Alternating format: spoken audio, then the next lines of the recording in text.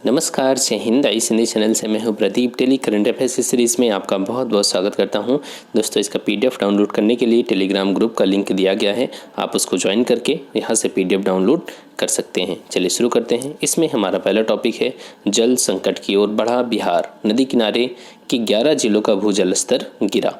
ठीक है, आपने भी महसूस किया होगा कि जो पहले हैंडपंप ट्यूबवेल होते थे वो बहुत ही कम, मतलब लगभग 100 फीट के आसपास में 70 फीट 80 फीट यहाँ तक पानी आ जाता था। यहाँ तक कि 60 फीट में भी पहले पानी आ जाता था। हर जगह अलग अलग है, ठीक है। लेकिन अब क्या हो रहा है, ये जो ग्राउंड वाटर का लेवल है वो क्या हो रहा है, नीचे गिर रहा है। अब आप देखेंगे 100 फीट 120 फीट तक गहराई तक इसकी खुदाई होती है, तब जाके पानी निकलता है। यहाँ तक कि बिहार में ये जो PHED है, public health and engineering department, इसने एक सर्वे किया था। उसमें ये बताया कि इस सर्वे में 11 जिले जो हैं, कहाँ के, बिहार के 11 जिले वाटर स्ट्रेस्ड की श्रेणी में आ गए हैं, मतलब जहाँ पर जल संकट आ गया है। ठीक है, और याद रखना ये जो जिले हैं वो खास तौर से ये नदी किनारे हैं, और नदी किनारे के जिलों में जल स्तर का कम होना ये अपने आप में एक बहुत बड़ी समस्या बनने जा रहा है। देखिए यहाँ पर देखें, सबसे खतरनाक स्थिति में 3 जिले की 17 पंचायतें आप देख सकते हैं। यहाँ पर विभाग ने बताया कि सूबे की 498 पंचायतें जल स्तर के मामले में संवेदनशील स्थिति में हैं। मतलब यहाँ पर क्या हो रहा है, जल का जो स्तर है वो नीचे गिर रहा है। ठीक है, यहाँ पर डिपार्टमेंट ने क्या किया कि सभी पंचायतों को 5 श्रेणी में बांटा। श्रेणी ए में वो उन पंचायतों को रखा जहाँ पर जल स्तर 50 फीट या उससे नीचे है। ठीक है, और देखिए यहाँ पर, और बी श्रेणी में उन्हें रखा जिनका जलस्तर 40 से 50 फीट के बीच में है। सी में उनको रखा जिनका 30 से 40 के फीट के बीच में है। डी में 20 से 30 फीट, और ई श्रेणी में उनको रखा जहां पर 20 फीट तक जलस्तर विद्यमान है। ठीक है, अब यहाँ पर देखें आगे कि जो ए श्रेणी में सब सर्वे में पाया गया कि ए श्रेणी में राज्यों की कुल 17 पंचायतें हैं। मतलब यहाँ पर क्या है, पानी जो है वो 50 फीट से भी नीचे जा चुका है। ठीक है, इसमें 8 पंचायतें शामिल कैमूर की हैं, 4 पंचायतें भागलपुर की है, 4 पंचायतें मुंगेर की है, और 1 पंचायत कहाँ की है, रोहतास की है।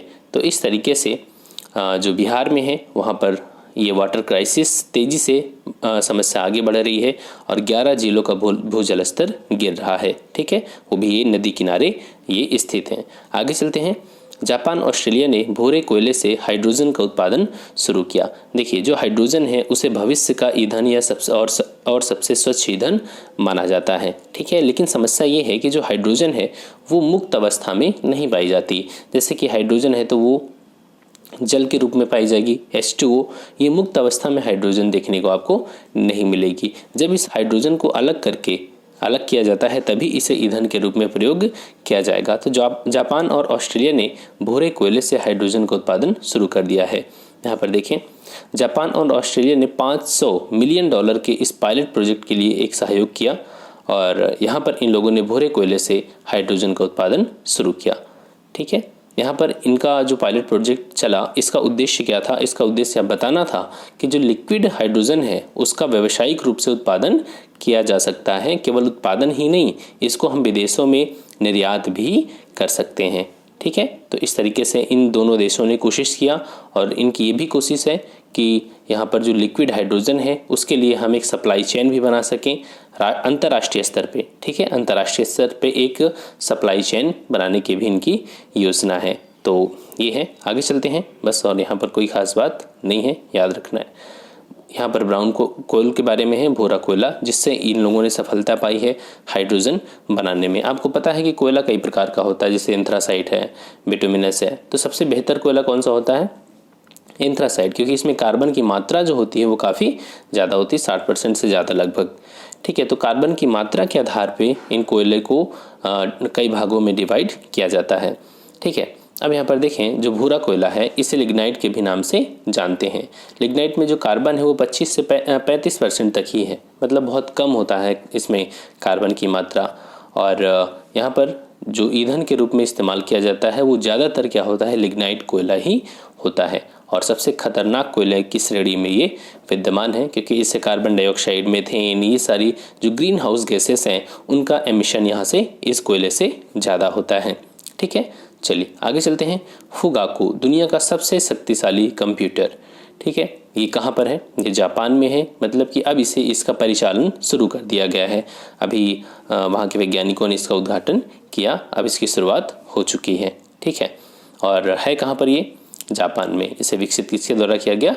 जापान के द्वारा। ठीक, अब यह रिसर्च के लिए उपलब्ध है बस, और यहाँ पर कुछ भी याद रखने की और कोई ज़रूरत नहीं है।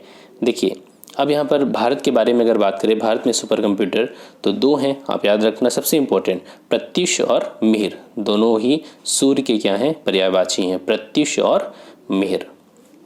ठीक है, चलिए नेक्स्ट टॉपिक।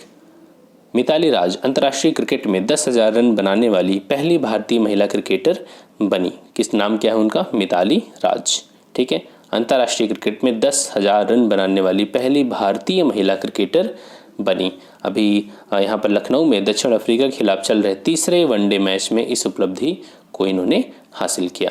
ठीक है, वनडे मैच में अगर मिताली के रन की बात करें तो यहाँ पर इन्होंने 6,974 रन बनाए हैं, और जबकि अंतर्राष्ट्रीय T20 मैचों में 2,364 रन बनाए हैं, और 10 टेस्ट मैचों से इन्होंने लगभग 663 रन बनाए हैं। तो इस तरीके से मिताली अब सभी प्रारूपों में 10,000 रन बनाने वाली दूसरी अंतर्राष्ट्रीय महिला क्रिकेटर हैं। तो और पहले नंबर पे कौन है? तो चार्लोट एडवर्ड्स। ये कहाँ की हैं? ये इंग्लैंड की हैं। इन्होंने मतलब 10,000 रन पहले ही बना दिया है। ठीक है, चलिए आगे चलते हैं। उत्तराखंड में तीरथ सिंह रावत ने मुख्यमंत्री पद की शपथ ली, त्रिवेंद्र सिंह रावत का इस्तीफा। देखिए, वहाँ पर उत्तराखंड में कई घटनाएं हुई थी, जिस वजह से जो बीजेपी का केंद्रीय नेतृत्व है, जिसमें अमित शाह, मोदी जी और JP नड्डा, ठीक है, ये लोग एक तरीके से मान के चलिए कि 2 ही लोग हैं, मोदी जी और अमित शाह, ये लोग इनसे शायद नाराज़ थे। तो जो भी घटनाएं थी, तो अब वहाँ पर चुनाव भी होने वाले थे 1 साल बाद, क्योंकि 4 साल तो इन्होंने अपना कार्यकाल पूरा किया 4 साल का, और 5वां साल जब इनका शुरू होने वाला था तो इस्तीफा दे दिया इन्होंने, क्योंकि सरकार को हो सकता है लगा हो कि इनके नेतृत्व में हम अगला चुनाव नहीं जीत पाएंगे, या जो भी कारण रहा हो। कारण एक नहीं है, कई कारणों का संयुक्त परिणाम है इनका इस्तीफा देना। और फिर क्या हुआ? अब यहाँ से पॉलिटिकल लिंक आपका बनता है कि क्या जब कोई सरकार इस्तीफा दे देती है, ठीक है, मुख्यमंत्री ने इस्तीफा दे दिया, तो क्या पूरी सरकार गिर जाती है?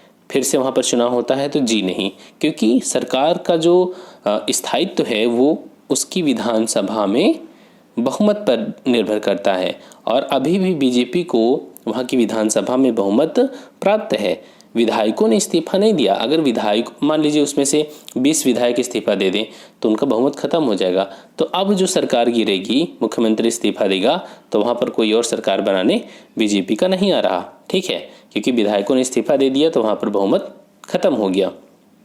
ठीक है, अब जिसको बहुमत होगा वो सरकार बनाने के लिए राज्यपाल से मिलेगा, वो एक अलग बात है। लेकिन यहाँ पर क्या हुआ? त्रिवेंद्र सिंह रावत ने इस्तीफा दिया और बीजेपी के ही तीरथ सिंह रावत को मुख्यमंत्री बना दिया गया, और राज्यपाल वहाँ की बेबी रानी मौर्य हैं, उन्होंने देहरादून में राजभवन में उन्हें पद और गोपनीयता की शपथ दिलाई। ठीक है, 10 मार्च को। और ये इस तरीके से तीरथ सिंह रावत उत्तराखंड के 10वें मुख्यमंत्री हैं। क्लियर हो गया? चलिए और यहाँ पर देख लेते हैं कुछ और बातें। देखिए, उत्तराखंड की जो विधानसभा है उसमें 70 सदस्यीय विधानसभा है, 70 मेंबर हैं। तो सीधी सी बात है, बहुमत के लिए कितना चाहिए? 70/2 + 1 मतलब 36। और बीजेपी को कितनी सीटें मिली हैं? इसमें मिली हैं 56 यहाँ पर बीजेपी के मेंबर हैं। तो इस तरीके से बहुमत तो है ही है। तो अब इस बार तीरथ सिंह रावत को बहुमत दल का नेता घोषित किया गया और उन्हें मुख्यमंत्री बनाया गया। ठीक है, चलिए अब चलते हैं MCQs की ओर। हाल ही में जारी एक रिपोर्ट के अनुसार बिहार के कितने जिले वाटर स्ट्रेस की श्रेणी में आ गए हैं? 10, 11, 12, 13। तो सही आंसर आपका क्या है यहाँ पर? 11। ठीक है, 11 जिले। आगे चलते हैं। हाल ही में किस देश ने भूरे कोयले से हाइड्रोजन का उत्पादन शुरू किया? जापान, ऑस्ट्रेलिया, अमेरिका, चीन। तो आपका सही आंसर क्या होगा? जापान और ऑस्ट्रेलिया ने मिल करके इस प्रोजेक्ट को लॉन्च किया है। तो यहाँ पर आपका सही आंसर क्या होगा? ई हो जाएगा। इनमें से एक से अधिक, उपरोक्त में से एक से अधिक। ठीक है, आगे चलते हैं। दुनिया का सबसे शक्तिशाली कंप्यूटर फुगाकू किस देश ने विकसित किया है? तो फुगाकू विकसित किया गया है चाइना, जापान, अमेरिका, सिंगापुर। तो इसमें से सही आंसर क्या है आपका? जापान। ठीक है, जापान। क्लियर? आगे चलते हैं। हाल ही में किस महिला क्रिकेटर ने अंतर्राष्ट्रीय क्रिकेट में 10,000 रन बनाने का कीर्तिमान स्थापित किया है? तो नाम क्या है उनका? हरमनप्रीत कौर, मिताली राज, एलिश पेरी, एलिजा हिली। तो उनका सही नाम क्या है? मिताली राज। ठीक है, आगे चलते हैं। हाल ही में तीरथ सिंह रावत ने किस राज्य के मुख्यमंत्री के रूप में शपथ लिया? तो यहाँ पर हिमाचल, हरियाणा, उत्तराखंड, मिजोरम। तो इसका सही आंसर क्या होगा? उत्तराखंड। ठीक है, तो दोस्तों ये रहा आज का वीडियो। आई होप कि आपको अच्छा लगा होगा, और प्लीज़ वीडियो को लाइक करना और वीडियो को शेयर करना मत भूलना। Thanks for watching, keep smiling.